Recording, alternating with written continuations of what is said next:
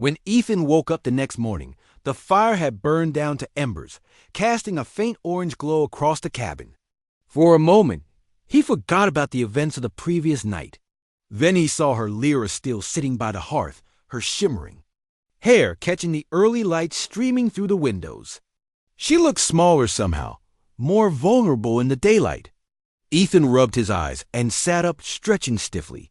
He wasn't used to sleeping in a chair. "Good morning," he said cautiously, unsure how to start the day after such an unusual encounter. Lyra turned to look at him, her expression softening. "Morning," she replied, though the word sounded unfamiliar on her lips. She hesitated before adding, "Thank you again for letting me stay." Ethan nodded, standing to stretch his legs. "You're welcome, but I need answers. Who are you? And where did you come from?" She glanced toward the door, as if expecting someone or something to burst in at any moment. Then she took a deep breath and began to speak. "I am not from here," she said slowly. "I come from a place far away, a planet called Vera. It is very different from Earth." Ethan frowned, trying to process what she was saying. "You're an alien?" "Yes," she admitted, lowering her gaze, "but I mean no harm. I came here because I had no other choice." Ethan ran a hand through his hair, feeling overwhelmed.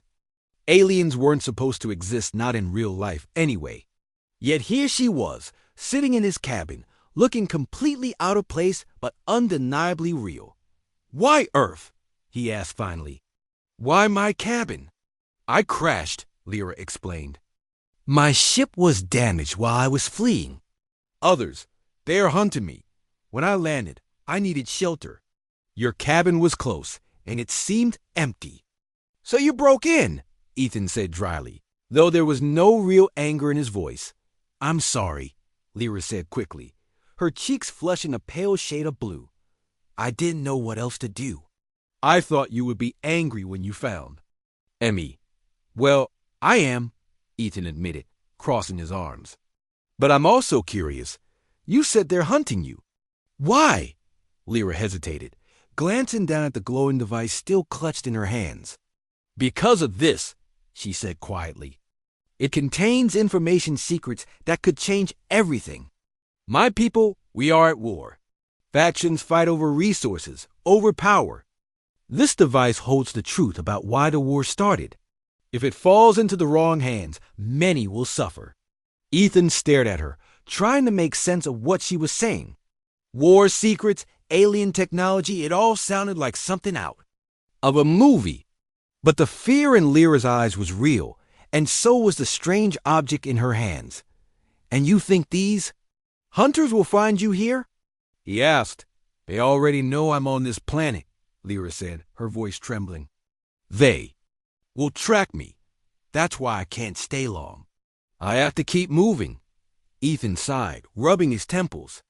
He hadn't signed up for this. He just wanted a quiet weekend in the woods, not a crash course in intergalactic politics. Still, he couldn't ignore the fact that Lyra was scared and alone. "All right," he said finally. "If they're coming, we need to prepare. Do you have any idea how long we have?" Lyra shook her head. "Not long. Maybe days. Maybe hours." "Great," Ethan muttered under his breath. He walked over to the window and peered outside. The forest looked peaceful, untouched by the chaos Lyra described. Birds chirped in the trees, and sunlight filtered through the branches. It was hard to believe that danger could be lurking so close. For the rest of the morning, Ethan tried to focus on practical matters. He checked the supplies in the cabin, making sure they had enough food and water. He also gathered some extra blankets and clothes in case they need to leave quickly. Lyra stayed by the fire, occasionally fiddling with the device in her hands. She seemed lost in thought, her brow furrowed as if she were working through a difficult problem. At one point, Ethan approached her. "What exactly does that thing do?" he asked, nodding toward the device. Lyra looked up, startled. "It stores data," she said carefully. "Information about my planet, my people. But it needs energy to function properly." Without the right power source, it's useless.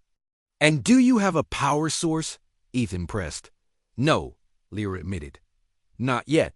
But I know where to find one if I can get there safely. Ethan frowned. Where is it? In the city, Lyra said. A place with many humans. There's a facility there that might have what I need. The city? Ethan echoed, incredulous. That's hours away. How are we supposed to get there without being noticed? We? Lyra repeated, her eyes widening. You don't have to come with me. I can go alone. Yeah, right, Ethan said, shaking his head.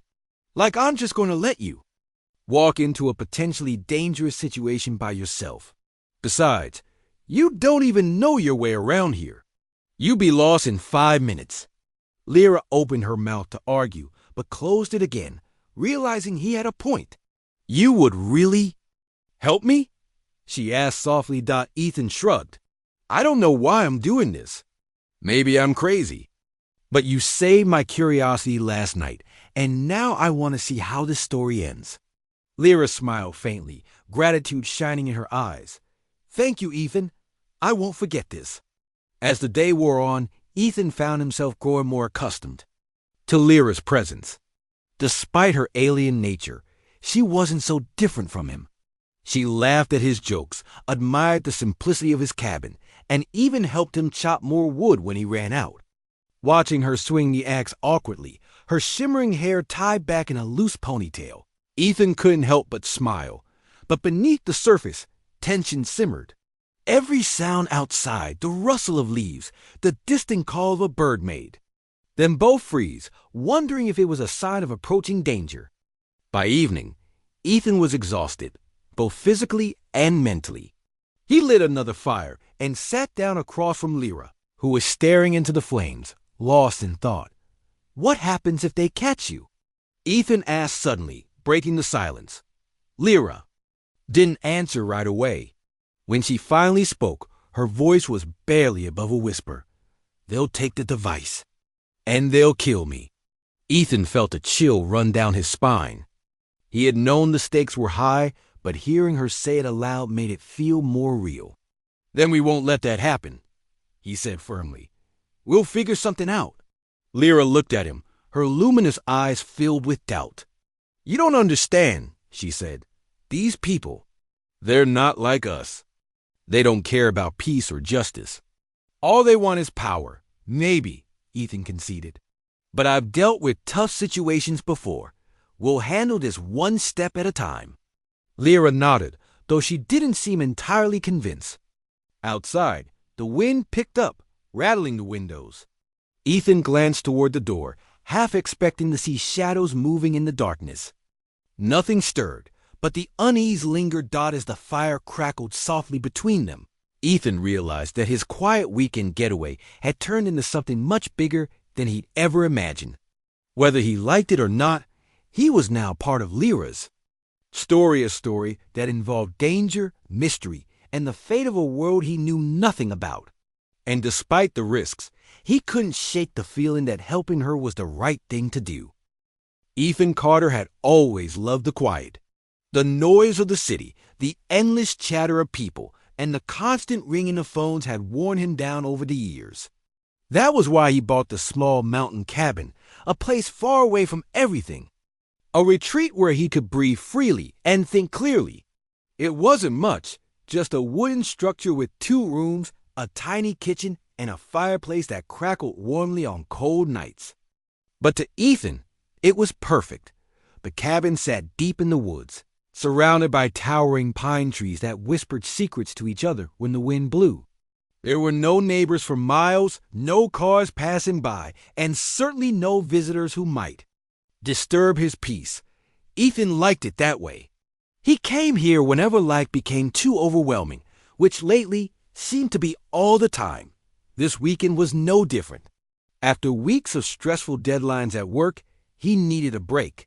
So he packed a bag, filled his truck with supplies, and drove up the winding road to the cabin.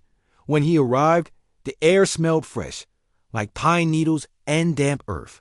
The sun was setting, painting the sky in shades of orange and pink. Ethan stepped out of his truck and stretched, feeling the tension in his shoulders ease just a little. He grabbed his axe and headed toward the pile of logs stacked near the side of the cabin. Chopping wood was hard work, but it helped clear his mind. With each swing of the axe, he felt some of the stress melt away by the time he finished. The sky had turned dark, and the temperature had dropped sharply. Ethan wiped the sweat from his brow and carried an armful of freshly split logs into the cabin. He tossed them onto the hearth and started a fire, watching as the flames licked hungrily at the dry wood. The warmth spread quickly, chasing away the chill. Satisfied, Ethan poured himself a cup of coffee and settled into the old armchair by the fire. For the first time in days, he felt calm, but the calm didn't last long. As he sipped his coffee, Ethan noticed something strange. A faint bluish glow flickered through the cracks in the wooden walls. At first, he thought it might be moonlight reflecting off the snow outside, but the light was too steady, too unnatural.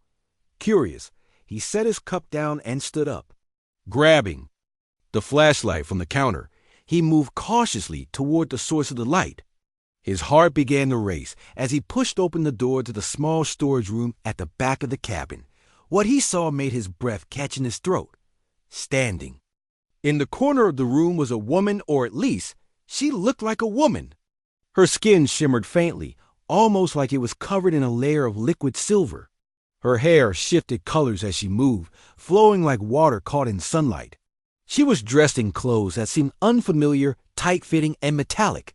And in her hands, she clutched a strange device that pulsed with the same bluish glow he'd seen earlier. Her wide, frightened eyes locked onto his. For a moment, neither of them moved. Then, in a voice trembling with fear, she spoke. "Please, don't hurt me." Ethan blinked, unsure if he was dreaming. He took a step closer, holding up his hands to show he meant no harm. "Who are you?" he asked, his own voice shaking slightly. The woman hesitated, glancing nervously at the door behind him. "I am Lyra," she said slowly, her words halting and accented. I did not mean to come here. I needed a place to hide." "Hide from what?" Ethan asked, trying to keep his tone gentle. His mind raced with questions. Who or what was she? And how had she ended up in his cabin? Lyra's gaze darted around the room again, as though expecting someone to burst in at any moment. "From those who follow me," she said quietly. "They will kill me if they find me." Ethan frowned, unsure whether to believe her. She looked scared. Yes, but there was something about her that didn't seem entirely human. Still, he couldn't bring himself to turn her away. "Why are they after you?" He asked Dot. She hesitated before answering, as if weighing how much to tell him.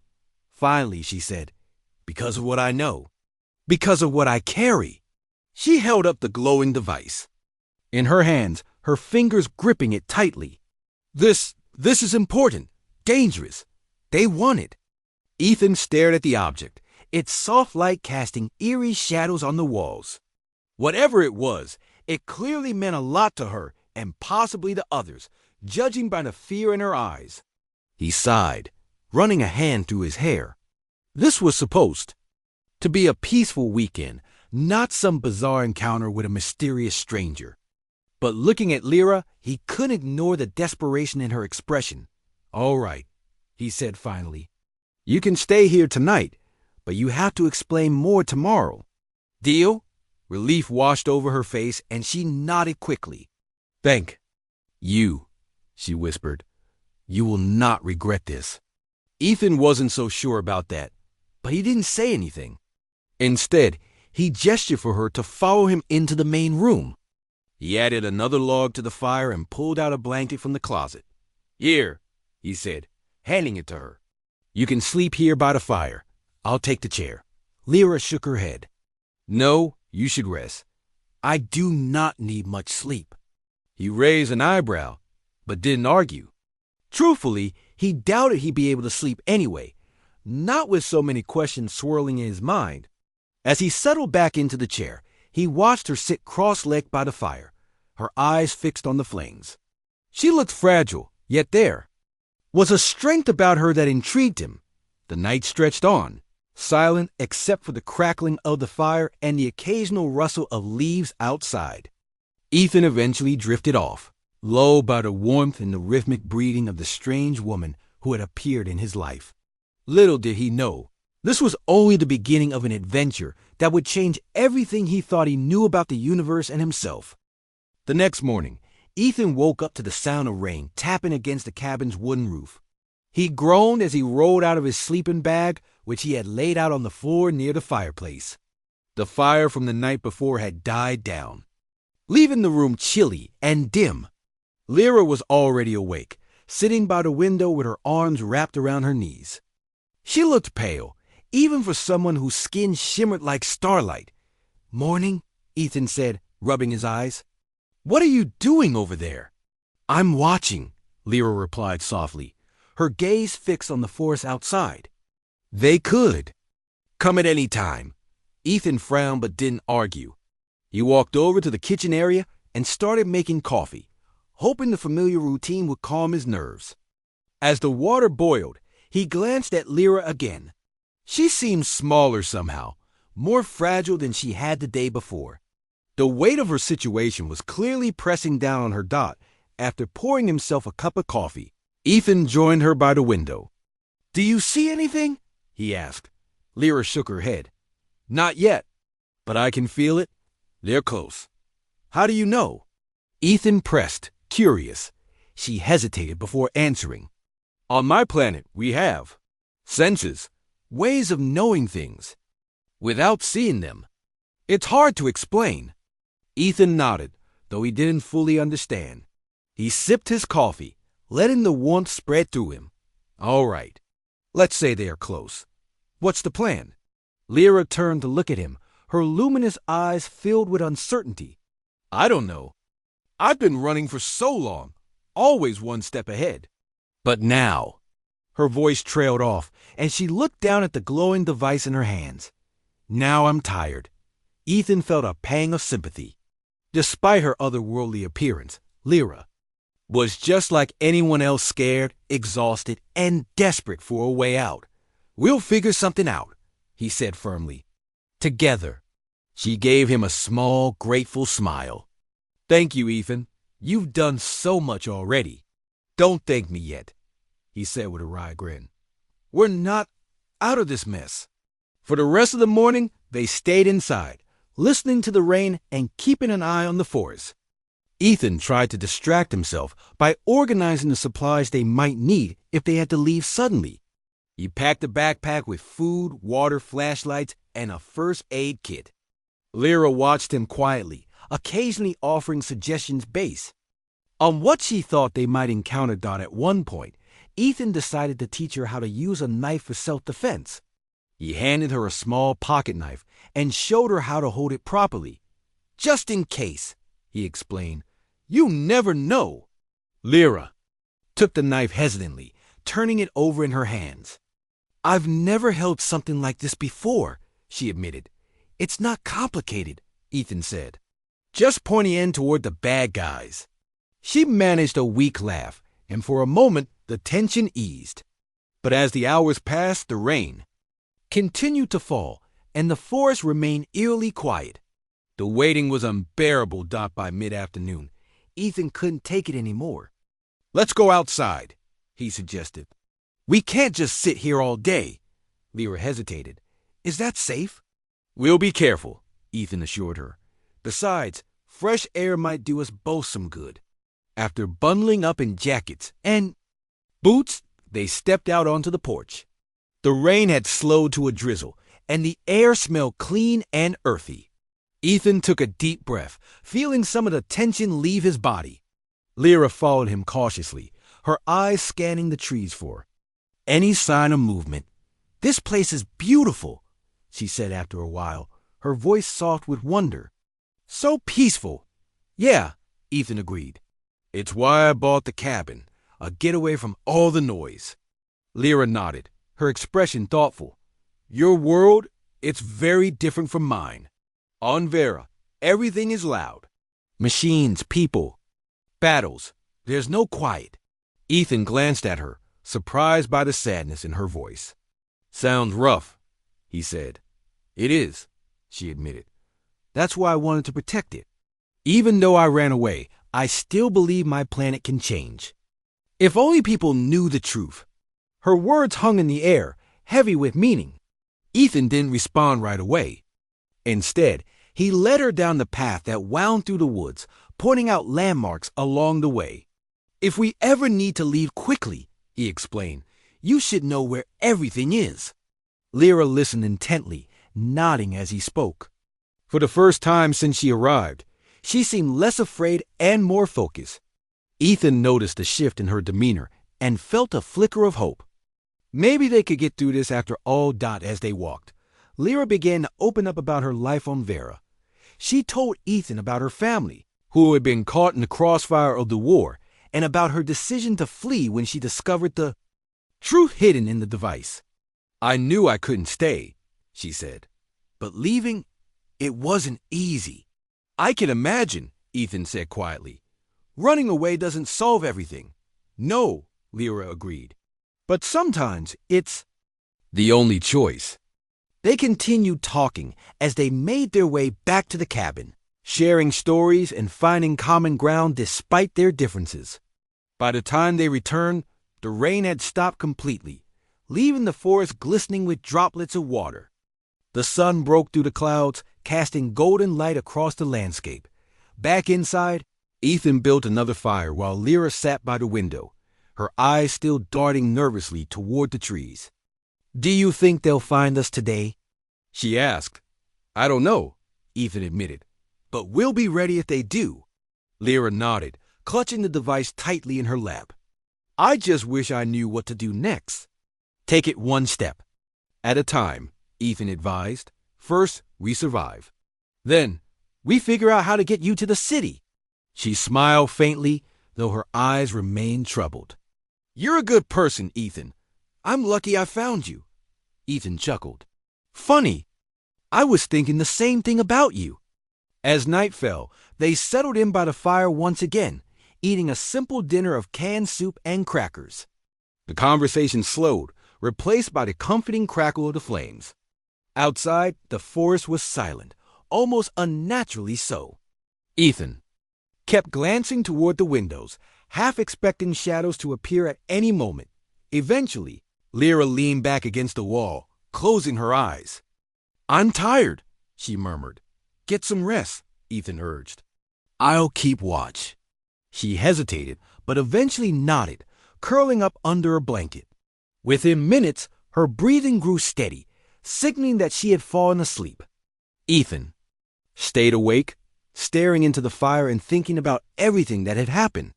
He still couldn't believe he was helping an alien woman evade intergalactic hunters. It sounded ridiculous, like something out of a movie. Yet here he was, sitting in his cabin with a glowing device on the table and a mysterious woman sleeping nearby. Despite the danger, Ethan felt strangely content. For the first time in years, he had a purpose bigger than himself. Whatever happened. Next, he was determined to see it through, not just for Lyra, but for the chance to make a difference in a story far greater than he could have imagined. The next morning, Ethan woke up to an unsettling silence. The forest, usually alive with the sounds of birds chirping and leaves rustling in the breeze, was eerily quiet. He sat up quickly, his heart pounding as he scanned the room. Lyra was already awake, standing by the window with her hands pressed against the glass. Her shimmering hair caught the early sunlight, but there was no calm in her expression, only fear. "What is it?" Ethan asked, his voice low. "They're here," she whispered, her gaze fixed on something outside. "I can feel them." Ethan hurried to her side and peered out the window. At first, he saw nothing unusual, just the dense trees and the narrow path leading to the cabin. But then he noticed faint scorch marks on the ground near the edge of the woods. The grass was blackened, as if something hot had touched it recently. His stomach tightened. "Are you sure?" he asked. Lyra nodded. "They came during the night. They're watching us now." Ethan stepped back from the window, his mind racing. "Okay, we need to move. Now." Lyra turned to face him, her eyes wide. Where can we go? They'll follow. Not if we're smart about it, Ethan said firmly. We'll take the back trail, the one I showed you yesterday. It's rough, but it'll slow them down. She hesitated, glancing at the glowing device in her hands. What about this? If they find it, they won't, Ethan interrupted. We'll keep moving until we lose them. Then we'll figure out the next step. Lyra didn't argue. She grabbed the backpack Ethan had prepared earlier and slung it over her shoulder. Together they moved quietly toward the door. Ethan paused to listen for any sounds outside before opening it slowly. The air was cool and damp, carrying the faint scent of burned earth. He gestured for Lyra to follow him, and they slipped out into the forest. The back trail was steep and uneven, winding through thick underbrush and rocky terrain. Ethan led the way, occasionally turning to make sure Leafa was keeping up. She stumbled a few times but never complained, her focus locked on putting as much distance between them and the hunters as possible. As they climbed higher into the mountains, the silence grew heavier. Even the wind seemed to have stopped blowing. Ethan's nerves were on edge, every snap of a twig or rustle of leaves making him flinch. He kept glancing over his shoulder, expecting to see figures emerging from the trees. But so far, they were alone. After nearly an hour of hiking, they reached a small clearing surrounded by boulders. Ethan motioned for Lyra to stop. Let's rest here for a minute, he said. Catch our breath. Lyra sank onto a rock, her chest rising and falling rapidly. She looked exhausted, her shimmering skin dulled slightly from exertion. Ethan crouched beside her, scanning the area for signs of danger. How are you holding up? He asked. I'm fine, she replied, though her voice was strained. But I don't think we've lost them yet. Ethan nodded grimly. We'll keep going. There's a cave not far from here. If we can reach it, we might be able to hide. Before Lyra could respond, a loud crack echoed through the forest. Both of them froze, their eyes darting toward the source of the noise. A moment later, a burst of light shot through the trees, striking a nearby tree trunk and setting it ablaze. Ethan grabbed Lyra's arm and pulled her to her feet. Run! He shouted. They sprinted through the forest, dodging branches and leaping over roots. Behind them, more bursts of light illuminated the trees, accompanied by strange mechanical whirring sounds. Ethan risked a glance over his shoulder and saw shapes moving swiftly through the woods tall, armored figures armed with weapons that glowed ominously. They're gaining on us. Lyra cried, her voice trembling. Just keep running! Ethan yelled back. He pushed himself harder, his lungs burning as he led the way toward the cave. The entrance was barely visible ahead, hidden behind a curtain of vines. With one final burst of energy, they reached it and ducked inside. The cave was dark and damp, its walls slick with moisture. Ethan pulled Lyra deeper into the shadows, pressing a finger to his lips to signal silence. They listened as the sounds of pursuit grew louder, the hunters' footsteps echoing off the rocks. For a moment, Ethan thought they would be discovered. But then the noises faded, replaced by eerie stillness. They're gone, Lyra whispered after several tense minutes. 4. Now, Ethan corrected. We can't stay here long. Lyra nodded, clutching the device tightly. What do we do next? Ethan thought for a moment, his mind racing. We need to get to the city.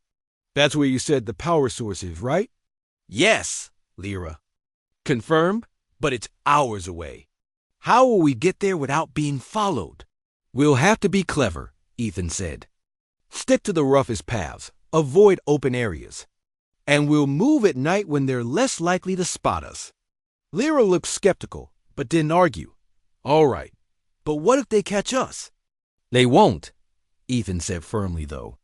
He wasn't entirely sure himself. We just need to stay one step ahead. As the day wore on, they stayed hidden in the cave, conserving their strength and listening for any sign of the hunters. Ethan used the time to teach Lyra more about survival, how to identify edible plants, how to navigate using landmarks, and how to mask their tracks.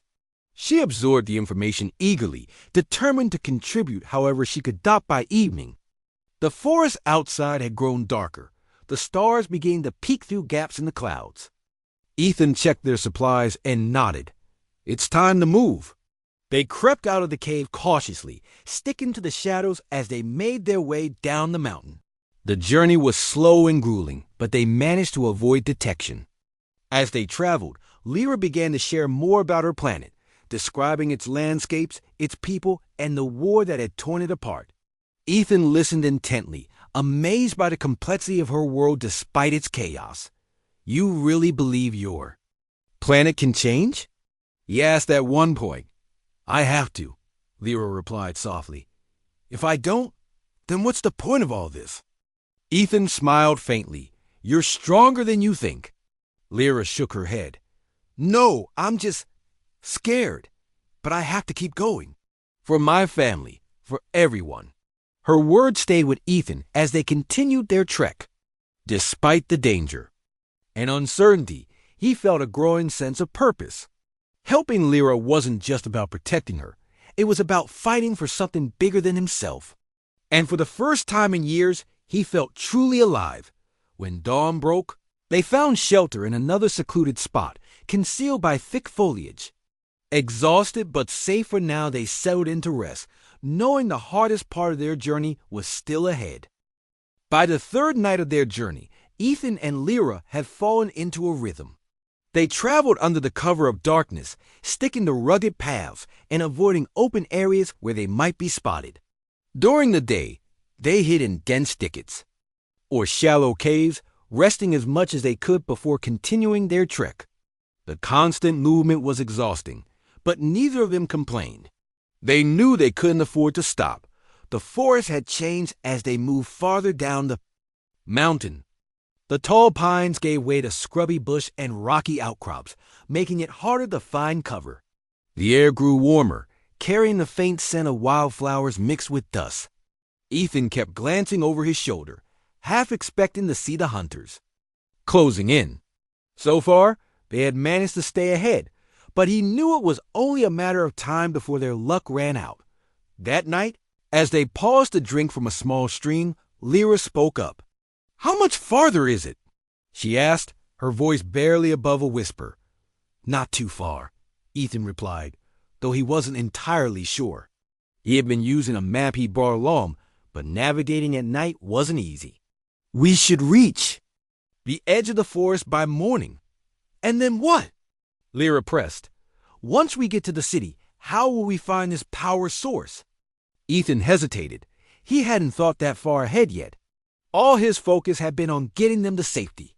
We'll figure it out when we get there, he said finally. One step at a time, remember? Lyra nodded, though her expression remained troubled. She sat down on a nearby rock, staring at the glowing device in her hands. Its light pulsed softly, casting strange shadows on her face. Do you think it's worth it? She asked suddenly. What do you mean? Ethan asked, crouching beside her. All of this, Lyra said, gesturing vaguely. Running, hiding, risking everything. Do you think it will make a difference? Ethan didn't answer right away. He understood her doubts. The odds were stacked against them, and the stakes were impossibly high. But giving up wasn't an option not. For her, and not for him. Yeah, he said finally. I do. Because if we don't try, nothing changes. And I can't live with that. Lyra looked at him, her luminous eyes filled with gratitude. Thank you, Ethan, for believing in me. He smiled faintly. Don't thank me yet. We're not done. They continued their journey after a short rest, moving cautiously through the darkened woods. The terrain became rougher as they approached the base of the mountain, forcing them to slow their pace. At one point, Lyra stumbled over a loose rock and nearly dropped the device. Ethan caught her arm just in time, steadying her. You okay? He asked Dot. She nodded, though her hands were trembling slightly. I'm fine, just tired. We'll stop soon, Ethan promised. Just a little farther. As they neared the edge of the forest, the trees thinned out, revealing glimpses of the landscape beyond. In the distance, the faint glow of city lights shimmered on the horizon. It was both a relief and a reminder of the challenges ahead. Reaching the city meant blending in with humans, something Lyra wasn't entirely prepared for. When they finally emerged from the woods, Ethan led them to a cluster of boulders where they could rest without being seen. The sky was beginning to lighten, signaling the approach of dawn. Lyra collapsed onto the ground, her breath coming in ragged gasps. Ethan sat beside her, scanning the area for any signs of danger. "We made it," he said quietly. "For now," Lyra added, her voice tinged with exhaustion. Ethan nodded. "We'll wait here until nightfall. Then we'll head into the city." Lyra closed her eyes, leaning back against the rocks. "What happens if they find us there?" "They won't," Ethan said firmly. "We'll be careful. Stick to crowded places. Avoid drawing attention. If we play our cards right, we'll blend in just fine." Lyra opened her mouth to respond, but before she could speak, a low hum filled the air. Ethan froze, his heart sinking as he recognized the sound. The hunters were close. "Stay here," he whispered, grabbing a flashlight from his backpack. He crept toward the edge of the boulders, peering out into the pre-dawn light. Sure enough, 3 figures emerged from the forest, their armored bodies gleaming faintly. They carried weapons that glowed ominously, scanning the area with mechanical precision. Ethan ducked back behind the rocks, his mind racing. "They're here," he said softly to Lyra. "We need to move." "But where?" Lyra asked, panic creeping into her voice. "There's a ravine not far from here," Ethan replied. "If we can reach it, we might be able to lose them." Without waiting for a response, he grabbed her hand and pulled her to her feet. They darted across the open ground, staying low to avoid detection. The hunters' footsteps grew louder as they followed, their weapons emitting bursts of light that illuminated the landscape. Ethan led them toward the ravine, sliding down its steep slope as quickly as possible. Loose rocks tumbled beneath their feet, sending clouds of dust into the air. Behind them, the hunters hesitated at the edge, unwilling or unable to follow. For a moment, Ethan allowed himself to hope they had escaped, but then a deafening roar split the air. A massive ship descended from the sky, its shadow blotting out the rising sun. Bright beams of light shot down, illuminating the ravine. Ethan shielded his eyes, pulling Lyra closer to him. "Keep moving," he shouted. They scrambled deeper into the ravine, dodging fallen debris as the ship hovered overhead. The hunters' voices echoed through the canyon, shouting orders in a language Ethan couldn't understand. He glanced back to see them repelling down the walls, closing in fast. "We're trapped," Lyra cried, her voice breaking. "No, we're not," Ethan said, his tone fierce. "Follow me." At the end of the ravine, he spotted a narrow tunnel carved into the rock. It was barely wide enough for them to squeeze through, but it offered a chance. Dragging Lyra behind him, he pushed forward, ignoring the sharp edges that scraped against his arms and legs. Inside the tunnel, the air was cool and damp. The sound of the hunters faded as they moved deeper, the darkness swallowing them whole. Ethan switched on the flashlight, its beam cutting through the blackness. Lyra clung to him, her breathing rapid and shallow. After several minutes, they reached a small chamber at the end of the tunnel. Ethan turned off the flashlight, plunging them into darkness. "Stay quiet," he whispered outside. The hunters' voices grew louder, accompanied by the sound of boots scraping against stone. Ethan held his breath, praying they wouldn't discover the tunnel. Minutes passed like hours, each second stretching endlessly. Finally, the noises began to fade, replaced by silence. "They're gone," Lyra whispered, her voice trembling with relief. "For now," Ethan corrected. "But they'll be back.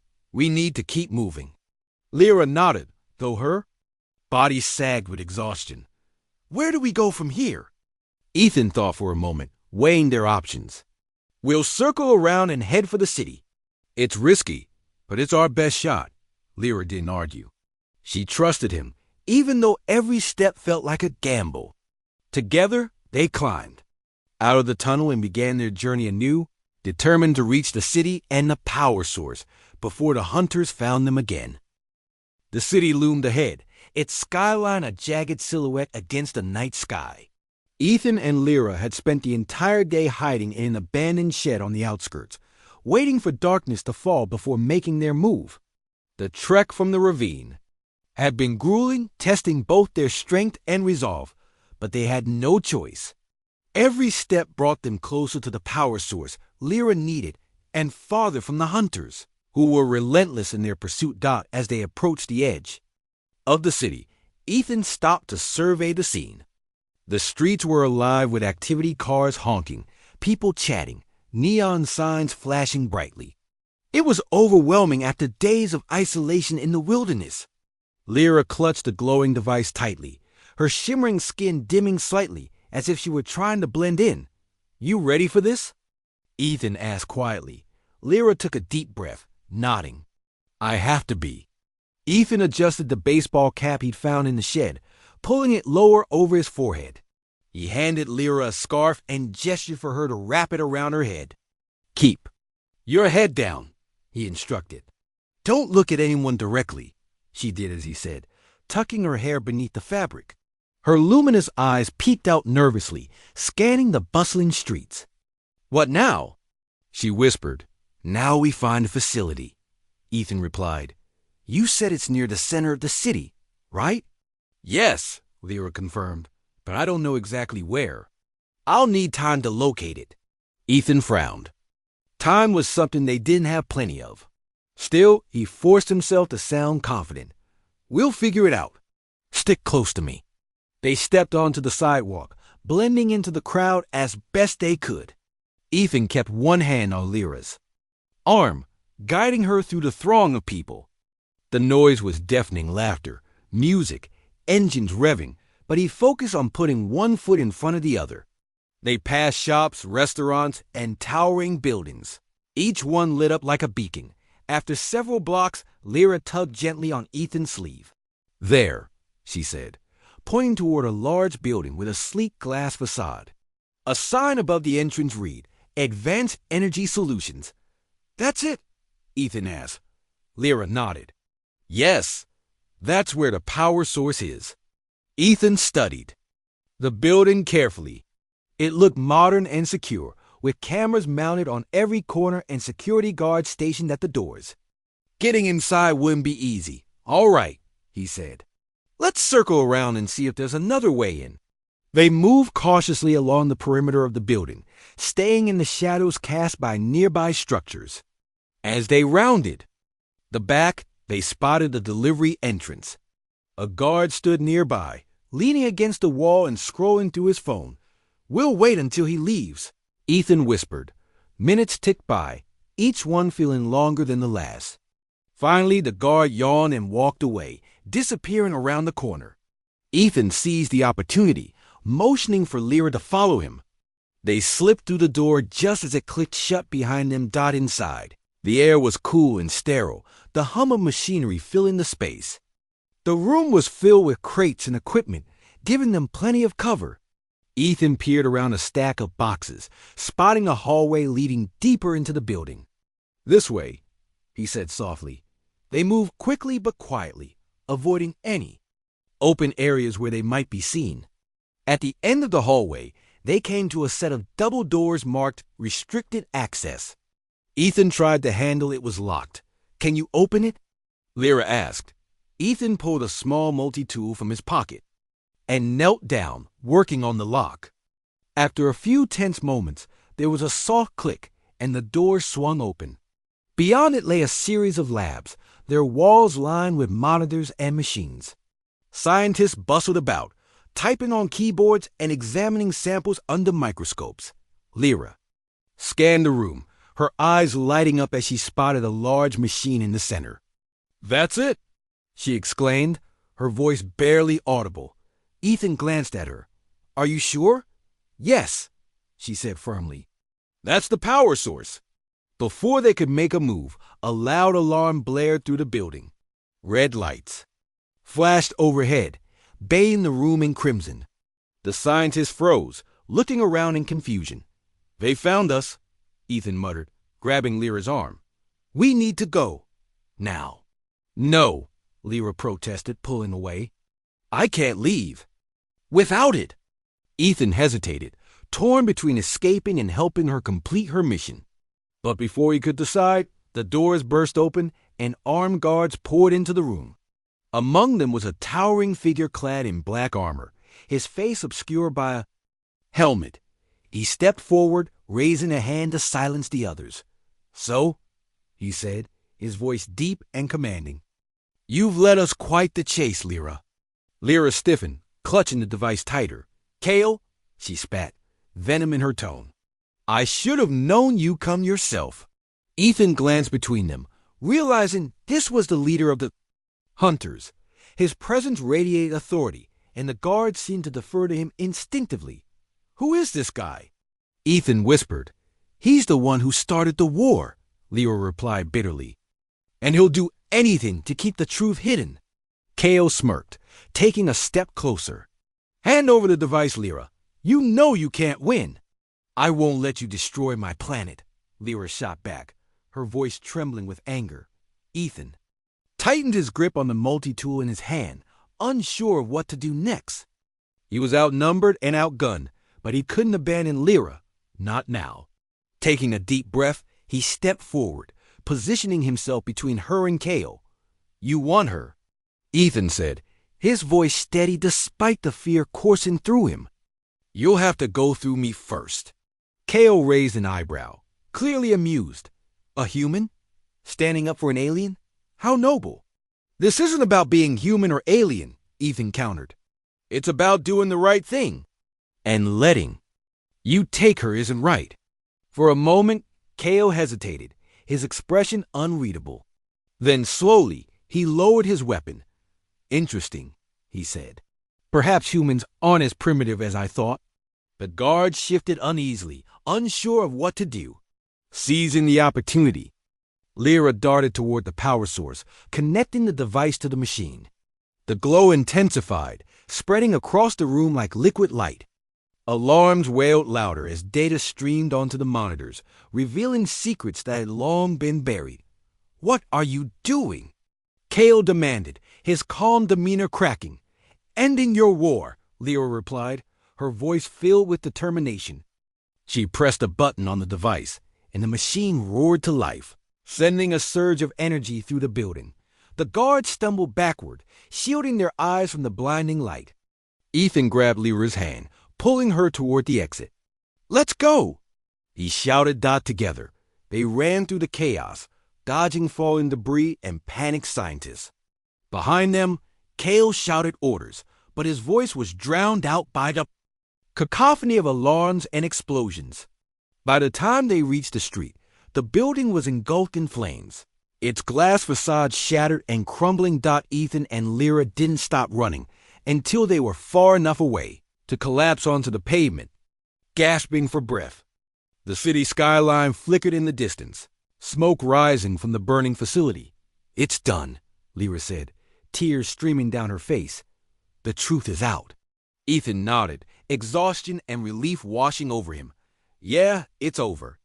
But as they sat there, catching their breath, Ethan couldn't shake the feeling that this wasn't truly the end. Whatever happened next, one thing was certain. They had changed the course of two worlds forever.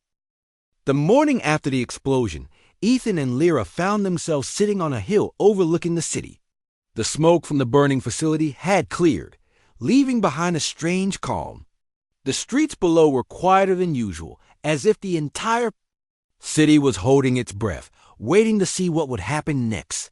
Ethan leaned back against a tree, his body sore and his mind heavy with everything that had transpired. Lyra sat beside him, her shimmering skin glowing faintly in the sunlight. She clutched the device in her hands, though it no longer pulsed with light. Whatever power it had once held was gone, spent during the confrontation at the facility. Her expression was unreadable, a mix of relief, sadness, and something else Ethan couldn't quite place.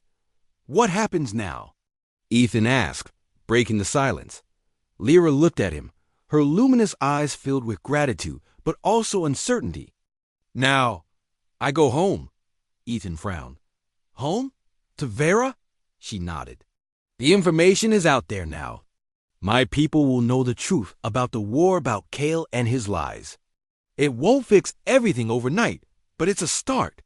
Ethan sighed, staring out at the horizon. He had known this moment would come, but that didn't make it any easier. Over the past few days, Lyra had become more than just an alien woman hiding in his cabin. She was a friend, a brave, determined person who had risked everything for what she believed in. And now she was leaving. Will you be safe? He asked finally. Lyra hesitated before answering. I don't know. Kale will still try to stop. M.E., but I have hope now. Hope that things can change. Ethan nodded, though the weight of her words settled heavily on his chest. You've done something incredible, Lyra. Something most people wouldn't even dream of doing.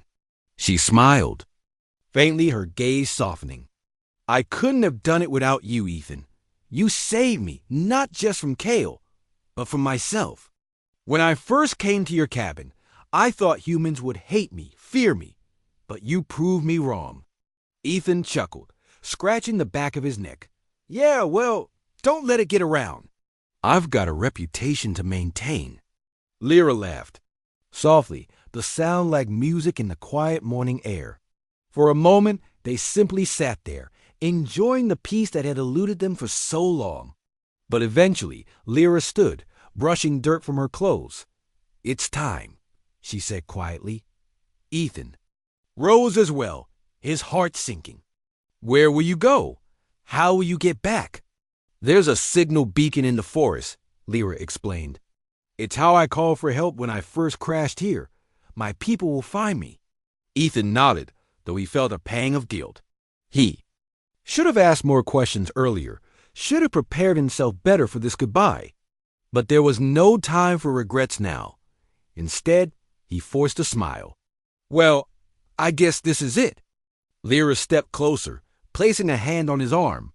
Thank you, Ethan, for everything. I'll never forget you. You better not, he teased, though his voice cracked slightly. And hey, maybe someday you'll come back. Show me your planet. Teach me how to use one of those fancy devices. Lyra's smile widened, genuine warmth lighting up her face. I'd like that. With that, she turned and began walking down the hill, heading toward the forest where her journey had begun. Ethan watched her go, his chest tight with emotion. He wanted to call out, to tell her to stay just a little longer. But he knew she had to leave to face whatever challenges awaited her on Vera. This wasn't her world, and she didn't belong here. As her figure disappeared into the trees, Ethan sank back onto the ground, feeling the enormity of what had happened settle over him. He had started this adventure as a man seeking solitude, wanting nothing more than to escape the noise of life. Now, he was part of something much bigger, something that spanned galaxies and changed lives. For a while, he stayed there, letting the sun warm his skin and the breeze ruffle his hair. Eventually, he stood and began the long walk back to his cabin. The woods were eerily quiet, as if nature itself was mourning Lyra's departure. But as he reached the clearing where the cabin stood, he noticed something unusual, a faint shimmer on the ground near the door. Curious, Ethan approached and knelt down. There, half buried in the dirt, was a small object. It was smooth and metallic, shaped like a teardrop. As he picked it up, it emitted a soft glow, pulsing gently in his palm. Ethan's breath caught in his throat. He didn't need to ask where it had come from. Standing, he glanced toward the forest one last time. Thanks, Lyra, he whispered, slipping the object into his pocket. Then he stepped inside the cabin, closing the door behind him. The fire was cold, the air stale. But instead of feeling empty, the space seemed full of memories of laughter, fear, and courage. Ethan lit another fire, watching as the flames danced in the hearth. He poured himself a cup of coffee and settled into the old armchair, the teardrop-shaped object resting on the table beside him. Outside, the wind rustled through the trees, carrying whispers of faraway worlds. Ethan stared into the fire, his thoughts drifting to Lyra and the incredible journey they had shared. Somewhere out there, among the stars, she was returning to her people, carrying the hope of a new beginning. And here on Earth, Ethan was left with a story he would never forget and a small, glowing reminder that sometimes the universe brings unexpected gifts.